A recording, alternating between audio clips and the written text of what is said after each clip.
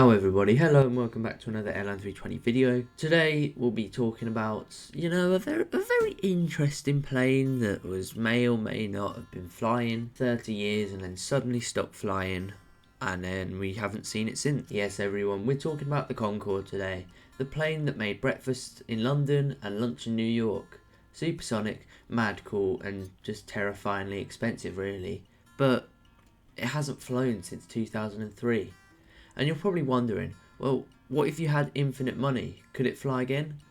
Don't worry, I did the research so that you don't have to sell your kidneys or your entire life savings, because even infinite money might not be enough. Oh, and before we start, please like and subscribe. It's very helpful and it allows me to carry on making new videos daily for it, well, Monday to Thursday. First, let's point out the obvious with the Concorde. What its main issue is, and that it's old. Like, it's really old. Its first flight was in 1969, which was almost 56 years ago. Sitting in a museum is basically a death sentence for a plane. Engines are corroded, electronics are dead, and let's be honest, your mechanic friend from the pub won't be able to fix it with a little bit of duct tape. And then there's the boring fun stopping regulations. You can't just slap a Concorde is cool sticker on it and call it airworthy.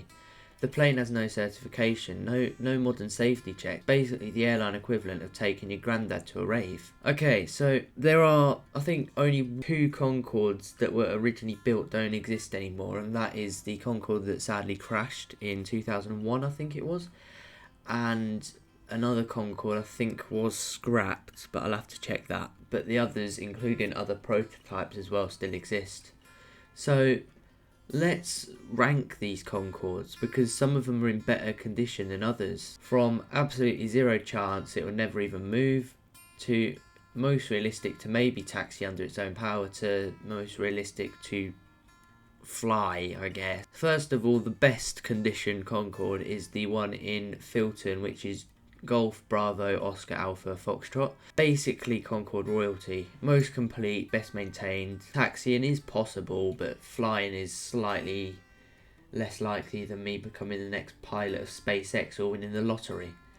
Then you've got the Manchester Concorde Golf Bravo Oscar Alpha Delta. It's good, but it's just been sitting too long. Think about it as your slightly overweight friend. Good job, mate. Third is most of your museum ones, including the one at Duxford, which was actually a prototype Golf Alpha X-Ray Delta November, which I might have recorded a video on. I don't know if I have. I've got so many videos now, I can't remember. If I haven't, I should record one in it one day. Nice looking, but more of a museum model than a flying machine. Taxi could potentially work, but takeoff, nah. Although, yeah, as I said, I have seen it and been on it in real life. Obviously not flown on it, but it's in decent condition. The cockpit looks like in decent condition, but that's because you're not allowed to go into it.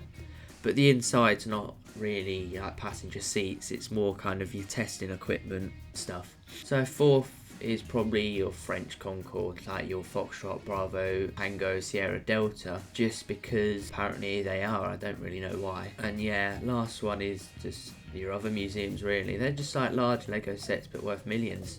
So now we've discussed that, let's talk about money. Even if you buy the plane, you buy the name and you buy the manuals and you pay Airbus a fortune, because Airbus, they basically took over the kind of safety rights and everything like that, you still need engines. Sure, we built them in the 60s and 70s. No 67 intended there, by the way.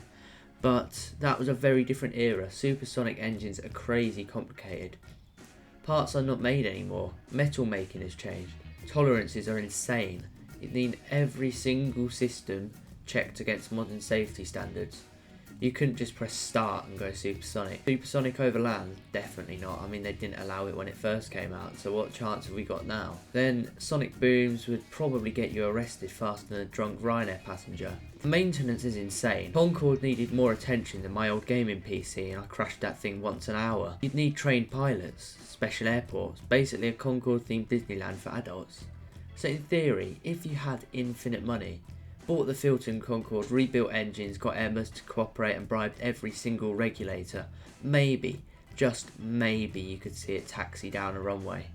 Flight, that's still in the, I believe, when pigs fly supersonically category. Not just pigs flying, but they've got to go supersonic. Pay to watch it try. And hey, if it works, you could get from London to New York faster than your mum can say, "Are you sure you need that many video games?" So a lot of this came from a realistic, kind of sensible source of ChatGPT. However, as you might know, I'm like the least sensible person in the world.